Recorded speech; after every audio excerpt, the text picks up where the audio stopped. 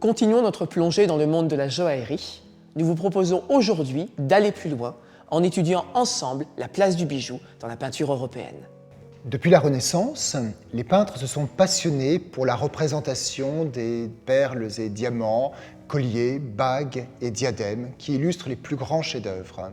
Les bijoux magnifient la beauté des modèles, qu'il s'agisse de divinités mythologiques, de figures bibliques ou encore de simples mortels. Armure et casque d'or d'une déesse de l'Olympe, joyaux somptueux parant la Madone, ou encore diamants cousus sur le vêtement du jeune Louis XV, les bijoux subliment les personnages représentés. Et parmi ces bijoux, la perle occupe une place à part en raison de sa valeur statutaire. Depuis le XVIe siècle, Venise, porte de l'Orient, en a importé pour le plus grand plaisir de la noblesse.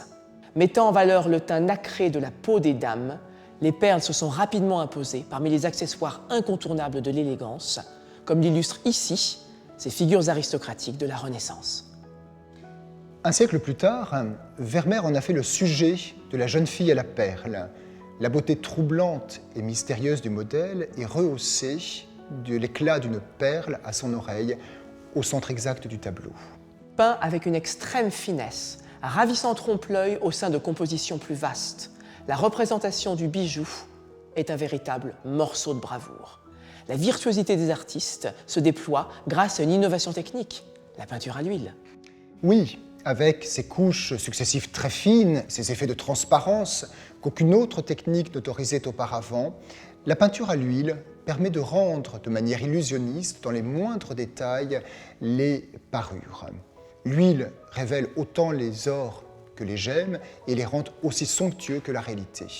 Le portrait de Battista Sforza, épouse du seigneur d'Urbino, explore avec bonheur les possibilités de cette technique nouvelle. Admirons les joyaux qu'elle porte, composés de gemmes de couleur et de perles. Chef-d'œuvre de minutie, les natures mortes représentent aussi bien les objets du quotidien que des bijoux dignes de princes.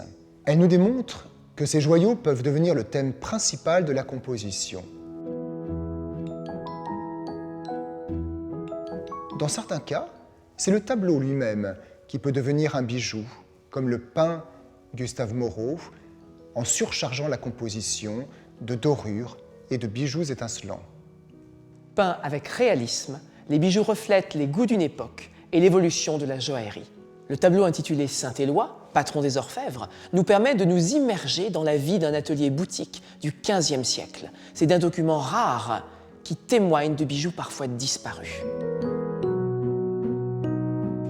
L'art des joailliers est mis en lumière par les tableaux qui nous renseignent sur la façon dont les bijoux étaient portés par les dames de qualité.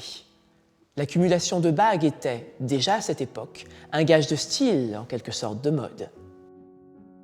Cependant, tous les bijoux n'étaient pas aussi somptueux, mais le talent du peintre est de magnifier des parures, même modestes, à l'image de Léonard de Vinci, qui fait d'une simple pierre, ornant le front de la belle ferronnière, une pure merveille de finesse et d'illusionnisme.